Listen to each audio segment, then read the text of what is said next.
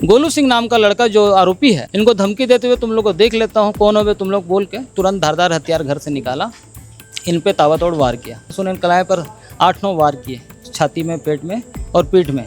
क्या कोई ऐसा आपसी रंजिश या कोई पुराना विवाद नहीं था? ये क्या लगता है आपको, नशे कहीं बस बिल्कुल ये सब नशा। जिस दिन हमारे परिवार में यह हादसा हुआ उसके अगले ही दिन सुबह कुर्सीपार में एक और हादसा हुआ, एक और व्यक्ति का मृत्यु हुआ जो कि एक यंग लड़का था।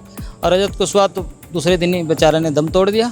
कुर्सीपार का इलाका ऐसा है जो पहले से ही दाग लगा हुआ है इस मामले में कि वहाँ पर नशाखोरी खुलेआम होता है। कोई भी अपराध करना है वो सोचते नहीं है, सोचने से पहले कर देते, फिर पता चलता है कि उनको पता है कुछ होना नहीं है। क्या लगता है कि अगर कठोर कदम नहीं उठाया जाएगा तो क्या कुर्सीपार आने वाले समय में एक ऐसा जगह बन जाएगा कि कोई रहना पसंद करे? युवा ये सब नशे का कारोबार जो फल फूल रहा है कुर्सीपार क्षेत्र में, शहर के अन्य क्षेत्रों में, अगर इस पर अगर रोक नहीं लगाए तो हमारी आने वाली पीढ़ी ऐसी ही खोखली रहेगी।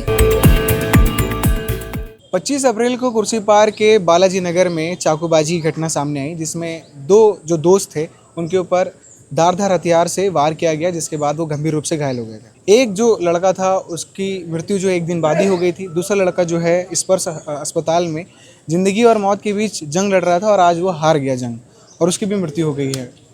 जो लड़के हैं उनके समाज और उनके मोहल्ले के आसपास के लोग मौजूद हैं यहाँ पर। इस वक्त मैं सुपेला के शासकीय अस्पताल मरचोरी में मौजूद हूँ। इनसे बातचीत करते हैं। इनके बीच दुख के साथ साथ आक्रोश भी है, क्योंकि लगातार जो है नशाखोरी की वजह से ही इस तरह की घटनाएं सामने आ रही हैं, पर रोक नहीं लग रहा है।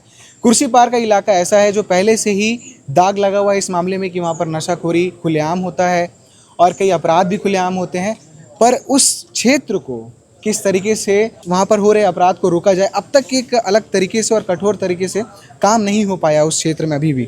क्या वो एक लापरवाही नज़र आती है कि कठोर तरीके से वहाँ पर लगातार काम नहीं किया जा रहा प्रशासन की तरफ से, क्योंकि लगातार वहाँ पर अपराध की घटनाएं तो सामने आती ही रहती हैं, उसके बाद भी कोई कठोर कदम नहीं उठाया जा रहा है। सबसे पहले तो मैं ये समझना चाहूँगा कि बालाजी नगर में जो घटना हुई थी उससे वो क्या था और दोनों लड़के का नाम क्या था, आरोपी का नाम क्या, थोड़ा सा बताएंगे कि ये हालांकि घटना हुई क्यों थी? असल में क्या हुआ, 25 तारीख को लगभग 9:30-10 बजे की बात है। ये मृतक रजत कुशवाहा और सुनील कनाई मित्र थे। वो अपने घर से गाड़ी उड़ी रख के टहलने के लिए निकल रहे थे। उसी दरमियान गोलू सिंह नाम का व्यक्ति लड़का, जो कि वो किसी से बहस कर रहा था, ये सब एक ही स्ट्रीट के लोग थे, एक दूसरे से परिचय था, तो इन्होंने रोक के उस चीज़ को सुलझाने की कोशिश की। तो गोलू सिंह नाम का लड़का जो आरोपी है, उन्होंने इनको धमकी देते हुए तुम लोग को देख लेता हूँ, कौन हो वे तुम लोग बोल के तुरंत धारदार हथियार घर से निकाला, इन पे ताबड़तोड़ वार किया। पहले उन्होंने रजत कुशवाहा पर 2-3 वार किया। जैसे ही वार हुआ तो अपने घर की तरफ लड़का भागा। उसके बाद उन्होंने सुनील कनाई को पकड़ लिया। सुनील कनाई पर 8-9 वार किए, छाती में, पेट में और पीठ में। तुरंत तब तक हम लोग को फ़ोन आने लगा कि यहाँ झगड़ा हो रहा है। मैं चूँकि इस सामाजिक कार्यों से हर जगह जाते रहता हूँ, तो मुझे वहीं था उसी समय। मैं दौड़ के आते तक देखा कि गोलू सिंह हमारे सुनील कनाई पर वार कर रहा था, और जैसे ही हम लोग पहुँचे वो छोड़कर भागा, और उसको तत्काल हम लोग लाल बहादुर शास्त्री हॉस्पिटल लेके आए। वहाँ पर स्थिति नाजुक थी, तो तुरंत हमने उसको स्पर्श हॉस्पिटल में ले गया। और रजत कुशवाहा तो दूसरे दिन ही बेचारे ने दम तोड़ दिया, और सुनील कनाई 13 दिन तक जीवन और मृत्यु के बीच संघर्ष करते हुए कल संध्या 5 बजे। क्या कोई ऐसा आपसी रंजिश या कोई पुराना विवाद नहीं था? ये क्या लगता है आपको, नशे कहीं? बस बिल्कुल ये सब नशा, और अपने आप को आजकल के युवा जो 16 से 25-30 के एज वाले हैं, नशे में लिप्त रहते हैं, और सदा उनको लगता है कि हम ही दुनिया के सर्वोपरि हैं। और जब वो सूखा नशा या गांजा या दारू पीते हैं, उस समय गोलू नशे में था, आरोपी जो है? हाँ, सूचना तो मुझे मिली, क्योंकि वो भाग गया था, ज़्यादा अपने को जानकारी प्राप्त नहीं, लेकिन लोगों का कहना था कि नशे में तो था। अच्छा, जो मृतक हैं दोनों दोस्त, उनकी उम्र क्या रही होगी? उन लोगों की लगभग सुनील कनाई का 25 था और रजत कुशवाहा का लगभग 27 एज था। और ये जो गोलू है आरोपी, इसकी उम्र क्या रही होगी? इसकी उम्र लगभग 24-25 होगी। युवा ये सब नशे का कारोबार जो फल फूल रहा है कुर्सीपार क्षेत्र में, शहर के अन्य क्षेत्रों में, अगर इस पर अगर रोक नहीं लगाए तो हमारी आने वाली पीढ़ी ऐसी ही खोखली रहेगी, हत्याएं होती रहेगी, बलात्कार होते रहेगा। मेरा शासन और प्रशासन से मांग है कि इस पर कठोर कार्रवाई किया जाए और आरोपी को कठोर से कठोर सजा दिलाया जाए। मेरा ये आग्रह भी है, निवेदन भी है, और मैं आशा करता हूँ कि इस प्रकार के जघन्य घटना को देखते हुए प्रशासन और शासन होश में तो आ जाए। कुर्सीपार में लगातार आप लोग भी वहीं के सब रहवासी हैं, इस तरह की घटनाएं सामने आ रही हैं। क्या लगता है कि अगर कठोर कदम नहीं उठाया जाएगा तो क्या कुर्सीपार आने वाले समय में एक ऐसा जगह बन जाएगा कि कोई रहना पसंद करेगा? बिल्कुल, वहाँ कोई नहीं रह पाएगा। अभी का स्थिति जैसा है, जिस दिन हमारे परिवार में यह हादसा हुआ उसके अगले ही दिन सुबह खुर्सीपार में एक और हादसा हुआ, एक और व्यक्ति का मृत्यु हुआ जो कि एक यंग लड़का था। वैसे लगातार अपराध होते रहते खुर्सीपार क्षेत्र में और सारे अपराध का कारण एक ही है, सूखा नशा। जितने भी प्रकार के सूखे नशे में सब ये सब अपराध हो रहे हैं। पर एक तरफ प्रशासन और पुलिस का कहना ये है कि हम लगातार कार्रवाई भी कर रहे हैं, पकड़ भी रहे हैं, सारी चीज़ें कर रहे हैं। अब वो उन लोग अपने स्तर पे कार्रवाई करते होंगे। अब हमें उसकी जानकारी नहीं, कहाँ तक कार्रवाई होती है, कैसी कार्रवाई होती तो ये सब देखने को नहीं मिलता। कहीं ना कहीं कार्रवाई में उनकी कमी आ रही है, तभी ये सब हादसाएँ हो रही है खुर्सीपार क्षेत्र में हो चाहे शहर में। हम तो शासन प्रशासन से ही निवेदन करेंगे।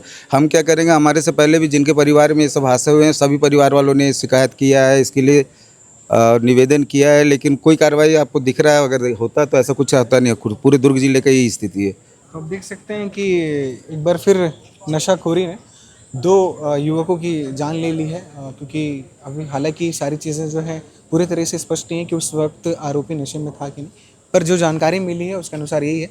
और जो इलाका है खुर्सीपार का जहाँ पर ये घटनाएं हुई हैं, लगातार वहाँ से इसी तरह की जो है घटनाएं सामने आती हैं कि नशे में किसी ने चाकूबाजी कर दिया, किसी ने कटरबाजी कर दिया, और इस तरह की जो घटनाएं अब आम होते चले जा रही है। मतलब वो अभी आम जीवन का हिस्सा बनता चला जा रहा है, क्योंकि हर 2 गली मोहल्ला छोड़ के आपको खबर मिलेगी या 2 दिन छोड़ के आपको एक खबर मिलेगी कि वहाँ पर चाकूबाजी की घटना हो गई और उस घटना में किसी की मृत्यु हो गई है। 2 युवकों ने इस चाकूबाजी की घटना में अपनी जान गंवा दिए हैं। अब देखना होगा कि प्रशासन ने तो हालांकि आरोपी गिरफ्तार कर लिया है, पर क्या सिर्फ गिरफ्तार करना ही एक रास्ता है या इस समस्या का हल निकल जाएगा? कठोर कार्रवाई भी होनी चाहिए, हम यही डिमांड करते हैं।